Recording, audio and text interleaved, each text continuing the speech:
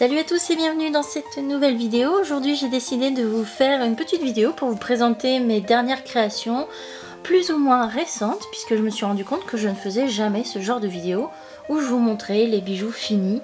Vous voyez de temps en temps les photos, que ce soit sur Facebook ou Instagram, mais vous ne pouvez pas forcément vous rendre compte de ce que ça rend vraiment.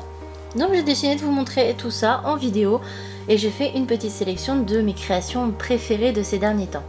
Donc voilà, on commence avec ce plastron imitation un peu steampunk dans l'ambiance steampunk que j'ai réalisé pour un des derniers tutos qui est sorti sur cette chaîne. Donc vous voyez que c'est un plastron qui va être articulé au centre, donc corseté. Et je vous avais montré dans le tuto que le dos était également travaillé et patiné. Et voilà, donc avec l'imitation de tissu, une imitation de cuir et à l'intérieur des petits éléments métalliques comme une grille, des engrenages, quelque chose de tout à fait steampunk et victorien, bien replacé dans l'époque dite du steampunk. J'ai fait aussi il y a quelques temps maintenant cette création qui était pour un challenge sur un forum qui était sur le thème de la géométrie. Donc j'avais fait ces quelques motifs style aquarellé sur les petites pièces de devant et j'avais rajouté un petit côté un petit peu vintage, un petit peu ethnique avec cette cordelette et ces quelques perles dont des perles véritables de turquoise. Et voilà, donc c'est un collier plutôt asymétrique, pas très grand mais quand même style plastron.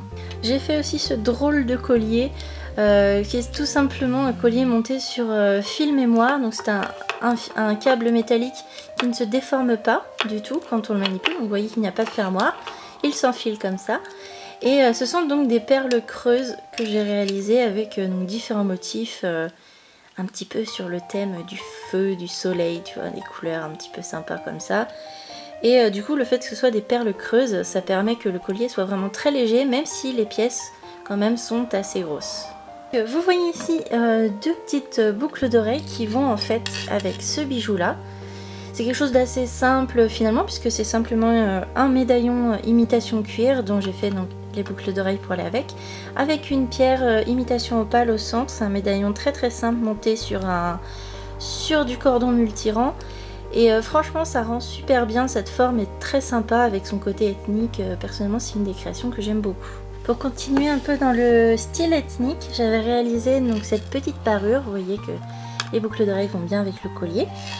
J'avais fait cette petite parure voilà, autour des couleurs turquoise et des couleurs brunes, un peu caramel et brun.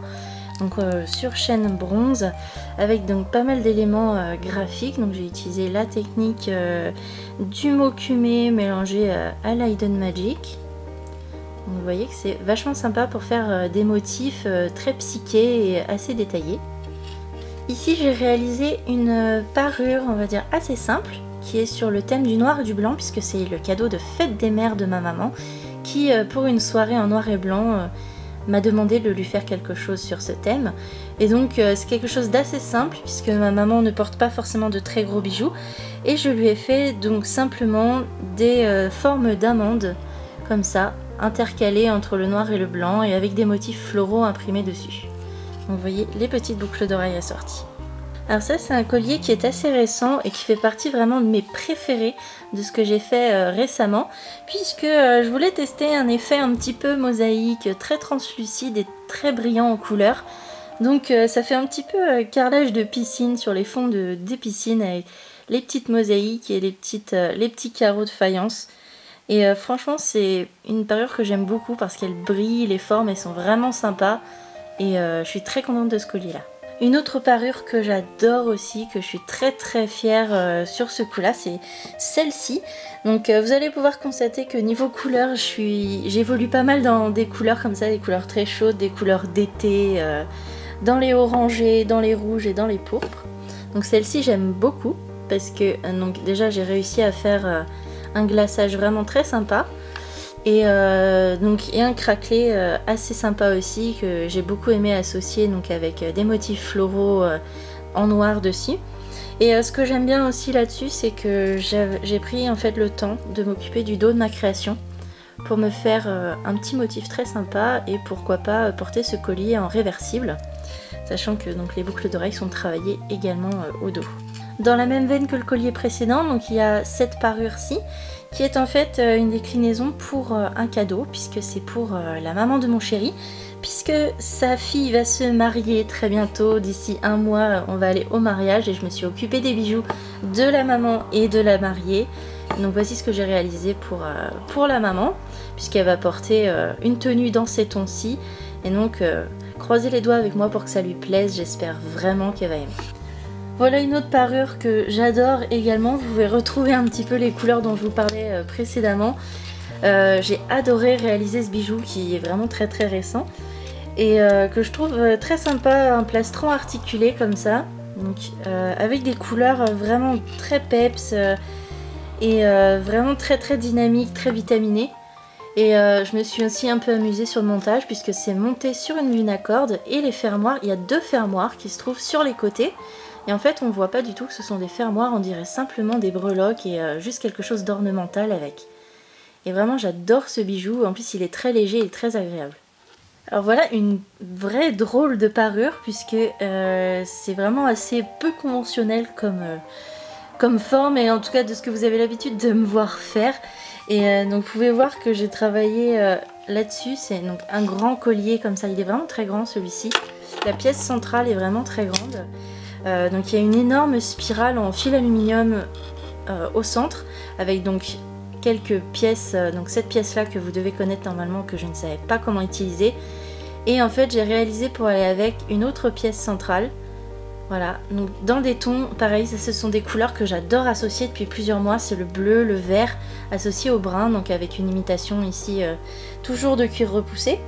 Et vous voyez que j'ai fait donc des boucles d'oreilles qui sortent un petit peu de l'ordinaire de ce que je fais pour s'accorder avec et pour retrouver les motifs qu'on trouve au centre. Ici, c'est-à-dire mes petites feuilles et mon petit craquelé assez sympa ici.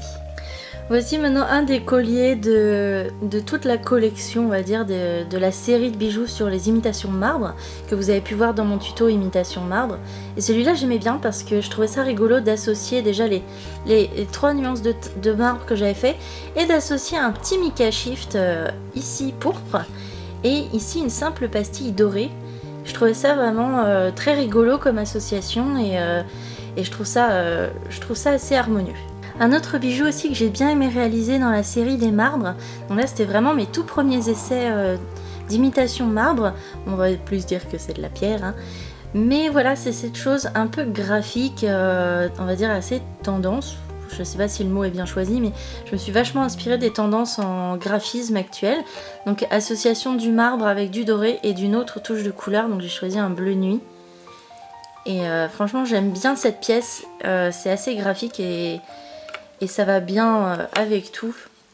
Voilà, c'est très simple, hein, mais j'aime bien ce style. On va terminer maintenant avec quelques créations gourmandes, puisque je sais que vous adorez ça. Et je m'étais dit que j'allais vous présenter les dernières choses que j'ai faites, sachant que c'est un domaine dans lequel je ne travaille plus trop. Donc j'ai retrouvé ce bijou là qui était dans mon stock depuis très longtemps, mais j'adorais cette collection quand je l'avais réalisée. C'était mes espèces de petits cupcakes vintage, j'en avais fait de tous les parfums. Et celui-ci donc c'est le clémentine que j'avais associé avec pas mal d'après-bronze et c'était des petits détails. Je me rappelle que les fraises et les myrtilles avaient vraiment très bien marché dans une vente. Et j'aime beaucoup celui-là. Il est très... la petite mandarine est très mignonne. Maintenant c'est un petit cupcake, voilà, c'est vrai que je n'en fais plus beaucoup. Mais un petit cupcake avec de la nougatine, puisque vous savez que j'aimais bien cet effet là et que je l'avais réalisé en tuto sur ma chaîne. Et que j'avais monté en long sautoir comme ça, avec des petites breloques dans le bas pour faire un style un petit peu plus vintage. Un autre sautoir aussi, c'est celui-ci, c'était un macaron que j'avais décoré et en fait vous devez vous rappeler puisque c'est une des images qui m'a été le plus piquée par les gens sur internet, c'était les macarons les macarons Toinette en fait, vous savez c'est ces macarons avec de la chantilly et des roses et j'ai décidé d'en refaire un récemment. Vous pouvez voir, il est un peu différent des autres. Mais voilà, toujours monté avec ce petit côté vintage. Et ici, j'ai rajouté quelques petits fruits style fruits confits, puisque les fraises, elles sont très transparentes. Et enfin, pour terminer, je voulais juste vous montrer ces 3 bagues, puisque ce sont des petites bagues, on va dire, tarte et gâteau, aux fruits. que j'ai réalisées pour certaines. Celle-ci est à mon avis âgée de bien 2-3 ans. Celle-ci vous avez pu la voir dans une vidéo sur le revue des Wikoulis. Et donc celle-ci, une petite tarte on va dire assez basique, basée sur mon tuto des tartelettes que vous avez pu déjà voir sûrement, avec des petits fruits des bois dedans et cet effet un petit peu sucre glace. Et donc petite tarte multifruits et ce petit gâteau à la cerise très brillant. Et voilà, cette vidéo de mes dernières créations en pâte polymère est terminée. J'espère que ça vous aura plu. Si ça vous intéresse que j'en fasse un petit peu plus souvent, de temps en temps, n'hésitez pas à me le dire. Et sur ce, je vous fais des très gros bisous et on se retrouve très vite pour une nouvelle vidéo. Allez, ciao!